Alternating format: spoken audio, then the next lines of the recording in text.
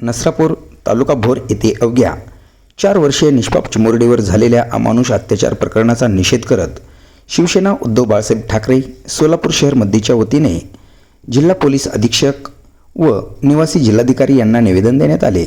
यावेळी शहर प्रमुख नाना मोरे, सहसंघटक अशोक बोकेवाले, शहर सहसचिव रेवन सिकरे, उपशहर प्रमुख सोमनाथ तोडकरी, सोनाली चव्हाण, सुनंदा पवार, राहुल बनगे, विजय जतकर, आरोग्य सेनेचे सुमित भांडेकर, अतारी सुपाणे, प्रभाग प्रमुख उमाकांत सुपाते, गौतम खंदारे आदी पदाधिकारी व कार्यकर्ते उपस्थित होते।